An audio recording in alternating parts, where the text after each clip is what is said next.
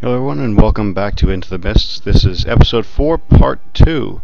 I got interrupted last time and I'm going to continue on where we left off. So this is the episode 4 part 2 Beginner's Guide to World vs. World Commanding. We left off with... Hello everyone and welcome back to Intothemists. This is episode 4 part 2. Sorry about that. Anyway, yeah, so we left off with breaking through a defensive barrier. If you are the force that is trying to assault something and you have to get through a choke point. Let's say, for example, we're the assaulting team. We've used some catapults, we've broken down this wall here, and now we have to get inside and take the tower. Well, you have to deal with a choke point. This is the only way up since that staircase is destroyed. It's part of the wall. So we've got this choke point here, and if we're going to try and push through it, the enemy team is going to have some defensive measures in place. They'll likely have their heavy forces either right here or near the very top, and basically they'll set up at a single point with their heavies, and they'll have their casters in the back, perhaps some here on this little balcony, perhaps some even here in the very back of the lord's room, some in lord's room, and even a few on the very roof of the structure, since you can get up there like a jumping puzzle. Now, with or even here on the side wall. So you're going to have a lot of people. Even on top of the supply depot, you're going to have a lot of people raining down fire upon this single point, this single choke point. So what you're going to want to do is you have to be prepared to deal with their hard CCs, their soft CCs, and get through. If you stay in this spot, you will die. Your entire group will wipe. So the objective is to get through this part as quickly and easily as possible. So they're going to throw down their lines of warding. They're going to throw down their static fields. They're going to throw down their immobilizers, their cripples. Here's the great way to deal with this. Basically, say if you're a guardian, you're going to want to run as fast as you can. You're going to use your stability to get through the hard CCs, and you're going to dodge roll through. Preferably, if you have already used your dodge rolls, like on this wall, if they've got arrow carts firing, and you're out of dodge rolls, you can still use your stability and pop your invincibility, so you are invincible going all the way up. Now, basically, the invincibility will prevent you from taking any damage, which is your ideal goal. It'll also, if I remember right, this one also prevents you from taking conditions while you're using it. I could be wrong, though. I know the warrior has Endure Pain. It gives you like 4 seconds, maybe 5 seconds if you get the right trait, of invincibility, but you can still take conditions. So if you're a warrior, use like Balance Stance, you use Berserker Stance, so you cannot take conditions, and you can also use Endure Pain. This will allow you to get all the way cleanly through and into the back line. As for the other people that are going to be coming with you, if they don't have protection from conditions, if they don't have good condition clearing, they'll get stuck in this single spot, and they'll get trapped here and they'll get wiped out pretty quickly. So your objective is to push through with as many support buffs. Stability is the most important thing. Protection is very useful as well. And the invincibilities that you can is great as well, and dodges. Basically, while you're dodging, you're invincible. Nothing can hit you. So that's great.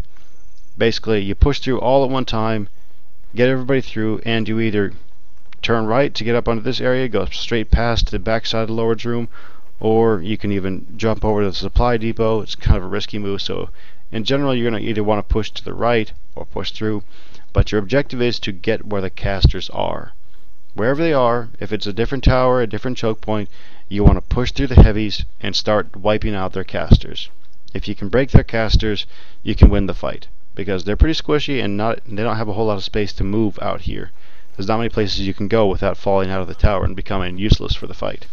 So you got to push through, regroup, throw down some waters, blast the waters, heal up, and then you have to push back through again, because by this time their heavies will be catching up to you. So you want to push through them. And then you can either hold the lord's room if you outnumber them and you've gotten a few down, cool, and just fight it out up here on top. And you'll have to make your choice whether or not you're going to just stand in the circle, because if they're still ranging you from afar, try and get at their range some more. All you have to have is one person inside the circle to actually capture it, but it only works if they're not actually in the circle as well. So you'll probably keep a couple guys here. Your pugs will stay here and start brawling it out, but your main body of your team should be constantly moving to clear out any casters that they have. And Eventually, after you've gotten the majority of the casters down, all the siege down in particular, the siege being the most important thing to clear out. Wherever the arrow carts are, wherever the blisters are, you go there first. You should prioritize those over the casters. So if I've got casters in the back and I've got siege here on the right, or vice versa, I'll be going for the siege instead of the casters, and then the casters, and then finish off the melee. So there's the things that you can do. After that, after you've cleared that, keep wiping out the circle until you've got the complete objective. Keep rotating your boons. If you start seeing people going down, if you start seeing people's health getting low, pull back to an area, throw up some water, blast it, and you're good to go. Let's see. That was pushing through a choke point. Going over the rest of the things that we wanted to talk about. We've talked about pushing through versus range. We've talked about stacking speed and might, holding a choke point, pushing through a choke point. Important skills: Veil, Mass Invisibility, Lines of Warding, Statics, Null Fields, Wells from Necromancers, Water Fields, Fire Fields, Blinds, Spectral Walls, Stability, and Blasts. Those are all very important things for you to know and use as a commander. The final piece of the commanding puzzle is Siege. I'm going to show you a little bit about what I've got right now. I've got some guild catapults, regular and superior rams, arrow carts, catapults. I've got everything with me. Now, the important thing is, as a commander, in almost every case, you want to use superior siege. And to make superior siege, it requires 5 mithril ore, 5 elderwood logs, at least 2 of the siege, with the exception of with the exception of the omega golems, which takes like 3, and siege master books. These siege master books can be purchased for 1 skill point by the Mystic Forge attendant. If you're in your garrison, the attendant will sell it to you there. If you're Lion's Arch, it'll be Mayani. She's right next to the forge. You just talk to her, spend 1 skill point, you get a siege master book. That'll get you 1 blueprint of siege.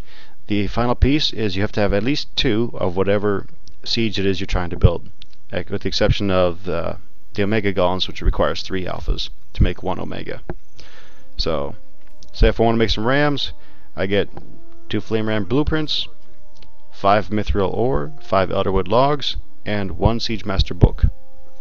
Granted, you're going to want to make a lot more than that. If you're going to do an hour-long raid or 2, you're probably going to want bare minimum like 10 to 20 of whatever siege you're going to be using. So, in general, I will use, if it's a shorter run, 10 to 20. If it's a longer raid with when my guild is actively trying to attack something, we'll easily burn through 20 to 30 rams or catapults. One more siege that you should really be familiar with: guild catapults.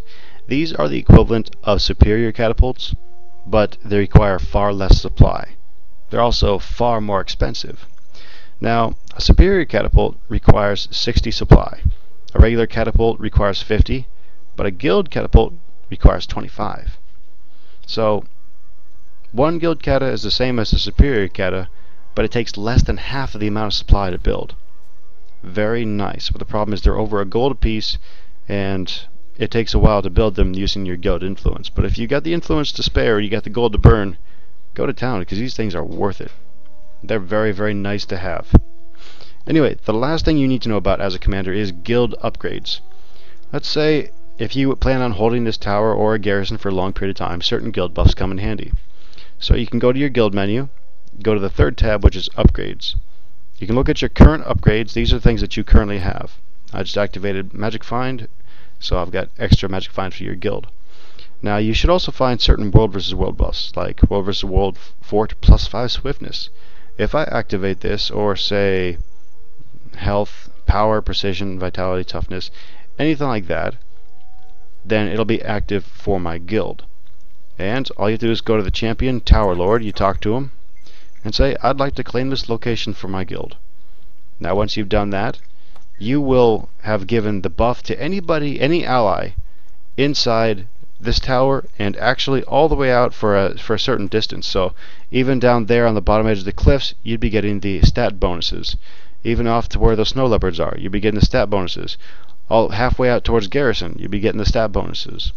I think garrison has a larger area that the bonuses are applied, which is really nice, but they are kind of expensive, especially when you use all of them at one time. It takes a lot of influence and takes time to build up that and build them in the queue. But yeah, basically G, third tab, activate.